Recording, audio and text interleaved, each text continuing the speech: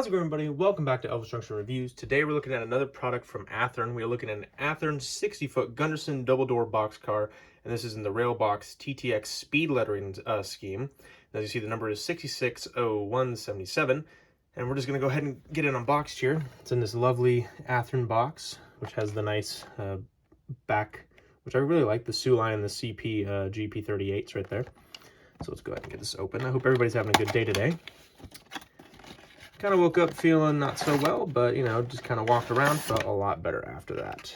So inside the box we have the actual freight car, as well as a exploded diagram of the car, so in case anything breaks or we need to repair something, you can see what the part is and also the number if you need it. Let's go ahead and get the other box out of the way here.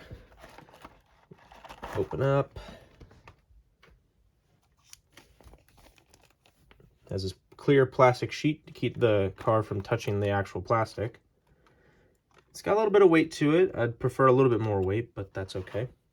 All right, now that we have the freight car out of the box, let's go ahead and start with the detail, and we're going to be looking at the front first. Alrighty, so we're currently looking at what is known as the B end. The A end is on the other side, and it's called the B end because it has the brake wheel right here. But anyway, start working our way from the top down to the bottom, as we always do. In the white stripe here, you can see we have the excess height car, as well as TBOX 660177. We have some legible writing right here, as well as on these other two ribs right here. Unfortunately, I am blind and cannot read them, so feel free to pause the video so you can actually read them. We have two step ladders on either side of the car here, one right here and one right here. There is our brake wheel, as well as the brake chain. You can see a walkway step right here, so if you need to traverse from one side of the car to the other, you don't have to climb onto the knuckle and get your foot possibly stuck. There is a tack board right here, as well as the coupler cut bar right here, and here is our McHenry knuckle coupler that Athearn loves to use. It's pretty much the same on the A end, the only difference being that there is no brake wheel and brake chain. Alright, so now let's look at the side of the car.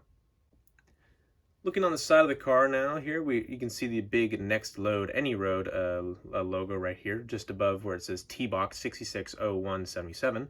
We have some grab irons right here that lead down to this little step. You can see where it says this car excess height, so you can't take it under a low bridge or into a low hanging tunnel, otherwise you might rip the whole top off. We have a little area that says jack, lift and jack here, so this is like the jack pad area. Here is the truck detail. You can see some springs in the truck. We have some lovely details right here, some legible writing. It says 2-inch HF comp shoes, and I believe that's for the brake shoes of the actual car. You can see these door stoppers, so when the door slides open, it slides on these rails on the top and the bottom of the car, and this is how they stop the car from sliding off said rails. As we actually move towards the car doors right here, you can see close the door before closing main door, and it says close and lock both doors before moving the car. And you can see some more legible writing along the sides of the door, as well as here are the door handles right here and here. You can see it's open. If you want to open it, you move it this way. If you want to close it, you move it that way. And you can see all this, the yellow sill stripes that the FRA requires that they be on. They're mandatory. You can see a little R right here, and you can see the actual little black railings that hang on to the actual rail right here. Moving the car along even more, we have more more door stoppers right here and right here. Empty load and 1.5 ADJ block. Some more sill stripes right here. XGH60. Now I'm not exactly sure what that means, but that might be some kind of serial number for the car. I'm just taking a guess. Here's the TTX speed lettering logo, which is a very nice logo that was adopted in the late 90s and eventually was surpassed by the Tuscan red TTX logo that is seen on most of modern TTX freight cars now. It says Railcar Pulling Experts, and it says ttx.com right here. We have some more information about the car, including length, width, and cubic feet right here, as well as the floor. And this car excess height. Here's the jack right here, jack pad, and another plaque right here. All right, so now let's look at some underside detail. Looking at the underside of the car now, you can see the air tank reservoir right here for the air brakes, and here is the brake system.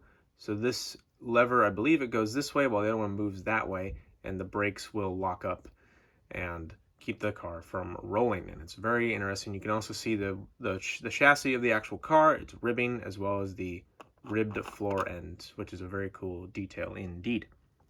All right, so let's go into my final thoughts.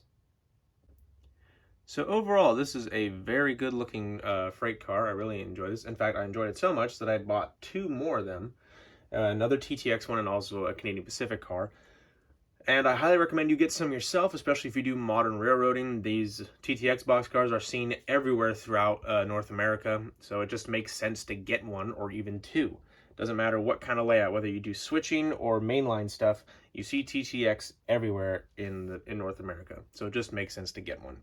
They're actually going for pretty cheap, about $39.99 is what I believe. I could be wrong. I got mine at Midwest Model Hobby, Railroad Hobbies.